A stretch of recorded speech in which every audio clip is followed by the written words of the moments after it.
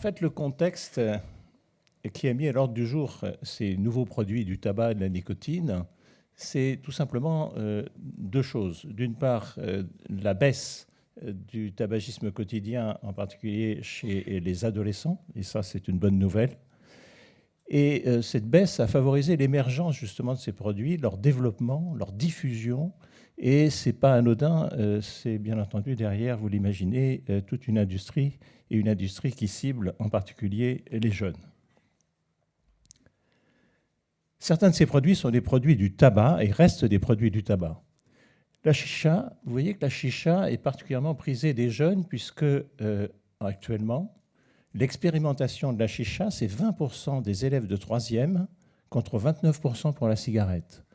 Ce produit bénéficie chez eux d'une image beaucoup plus positive, anodine par rapport à la cigarette. Or, on sait que c'est aussi toxique que la cigarette, et même certains d'entre eux ont pu être en intoxication aiguë par monoxyde de carbone, car ça délivre beaucoup plus de monoxyde de carbone que la cigarette. Et puis, d'autre part, c'est une source de dépendance et bien entendu une source d'entrée dans le tabagisme. Le deuxième produit qui se développe en France, même s'il reste encore relativement marginal, c'est le snus. Le snus, il nous vient de Suède. C'est le seul pays en Europe où il est permis de le commercialiser. C'est un produit qui est très addictif, qui donne une dépendance plus forte encore que la cigarette.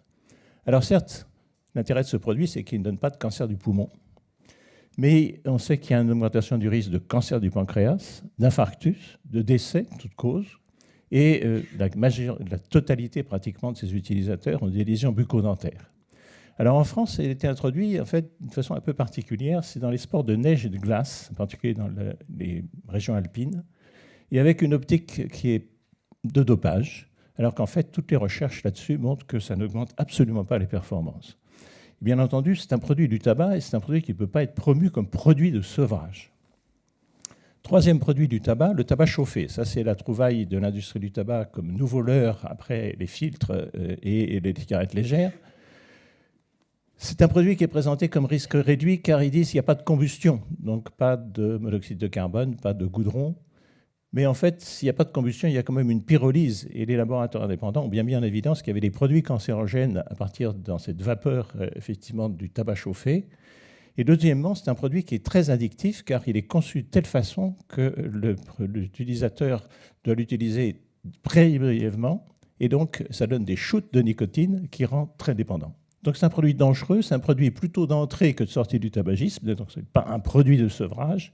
Et à ce titre, il a différencié le tabac chauffé de la cigarette électronique, on parlera plus loin, parce que ça n'a rien à voir, c'est du tabac. Et l'industrie du tabac essaye d'assimiler le tabac chauffé à la cigarette électronique, comme vous pouvez le voir sur cette vitrophanie. Et donc, même si l'utilisation est encore marginale en France, il faut se méfier car il y a un lobbying extrêmement intense de Philip Morris en particulier sur le sujet. Alors d'autres produits ne sont pas des produits du tabac, ce sont des produits de la nicotine. Or, vous savez que l'industrie du tabac a toujours été une industrie de la nicotine, en définitive. Cette industrie de la nicotine, il y a la vapoteuse. Alors, la question était posée tout à l'heure. Je ne vais pas m'étendre sur la vapoteuse, mais juste retenir que même si les autorités de santé ne disent pas que c'est un outil de sevrage actuellement à recommander par les médecins, au Conseil de santé publique au début d'année, mais par contre, ça peut être pour beaucoup d'entre eux un outil de sevrage, réellement. Et vous savez tout autour de vous avoir vu des gens arrêter de fumer avec la vapoteuse. Deux messages essentiels. Le premier, c'est de ne pas rester vapofumeur. Car, et ça a été dit tout à l'heure, très peu d'exposition au tabac. Il n'y a pas de relation linéaire entre l'exposition et le risque. Donc, il faut absolument rester vapoteur exclusif sur la dope de la vape. Deuxièmement, il faut sortir de la vape le plus tôt possible puisqu'on n'a pas ses effets à très long terme. C'est à proscrire, bien entendu, totalement chez un non-fumeur, c'est une évidence. Et puis, il faut rester vigilant sur le risque d'initiation chez les jeunes. En l'occurrence, vous voyez que dans les dernières enquêtes, 8% ont eu une expérimentation exclusive de la cigarette électronique alors qu'ils n'avaient pas essayé le tabac. Et ça augmente depuis 2018. Et ce n'est pas anodin, c'est parce que la grande diversité d'arômes qui est proposée attire les jeunes. Et d'ailleurs, de dernières trouvailles, ces derniers mois, vous avez vu apparaître ce qu'on appelle des puffs. Les puffs sont des mini-vapoteuses jetables qui ont des teneurs en nicotine qui même dépassent pour beaucoup d'entre elles les mesures légales.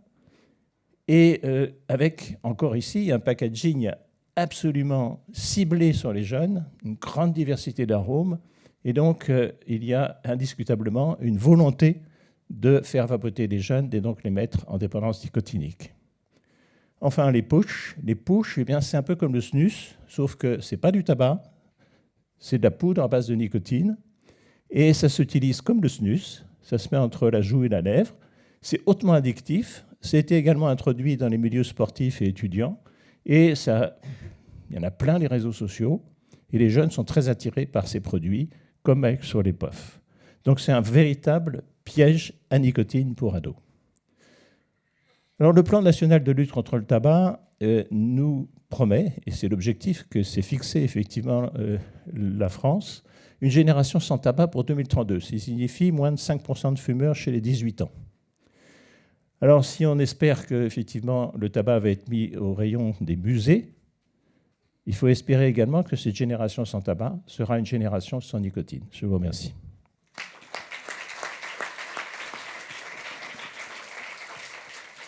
Merci Daniel. Est-ce qu'il y a des questions pour le professeur Thomas? Oui, Johan. Ici. Allô? Oui. Johan. Alors, moi je vais en vacances en Californie. En Californie, ils fument beaucoup moins qu'en Europe. Mais par contre, ils vapotent du CBD et du THC. Oui, alors, il ne faut pas. Non, mais quand je dis il ne faut pas, la vapoteuse, alors c'est un petit peu le problème de la vapoteuse. C'est que la vapoteuse, c'est la vapoteuse. Si on ne met rien dedans, ce n'est pas nocif. Si on met des choses qu'il ne faut pas y mettre, en l'occurrence ce que tu as signalé, ça peut donner, et c'est comme ça quand il y a eu les accidents et l'épidémie des Valley aux États-Unis, avec effectivement des huiles de cannabis avec de la vitamine E dedans et avec des altérations pulmonaires, dont certaines mortelles. Et donc, il faut utiliser la vapoteuse pour ce qu'elle est, c'est-à-dire pour un produit où il faut mettre des produits qui sont, en France, fort heureusement, effectivement, passent par les fourches codines de l'ANSES et qui sont enregistrés, et qui font que le vapoteur qui met dedans les produits qui sont légalement effectivement vendus dans les boutiques de vape ne court pas de ce risque. Mais il ne faut pas qu'il mette autre chose dedans.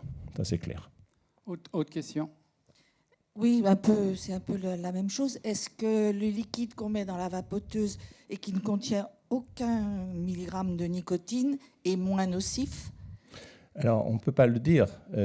En tout cas, c'est certainement à ce moment-là plus un produit de sortie du sevrage, sauf si le fumeur a uniquement une dépendance comportementale et que cet outil est uniquement l'outil qui remplace la cigarette en termes de gestuel ou de réflexe.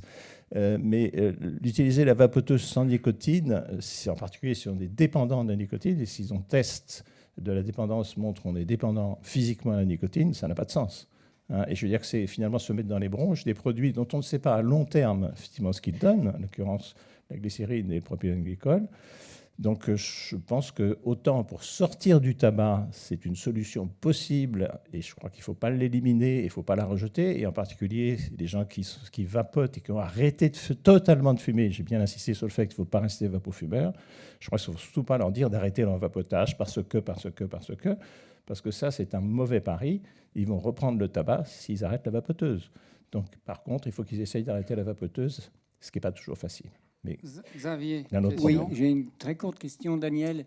Dans le rapport publié par l'OMS dans le Lancet l'année dernière, il était dit que les femmes françaises étaient 32% à fumer, alors que les femmes américaines étaient 12% à fumer. Oui. Quelle est ton interprétation? Moi, je ne comprends pas pourquoi. Alors, ça a été dit tout à l'heure, c'était dit dans la session sur les femmes, on est en Europe, le pays d'Europe où les femmes fument le plus. Le pays d'Europe. C'est-à-dire que même les pays de l'Est, même dans les pays de l'Est, les femmes ne fument pas plus, alors que les hommes fument beaucoup plus que les hommes français.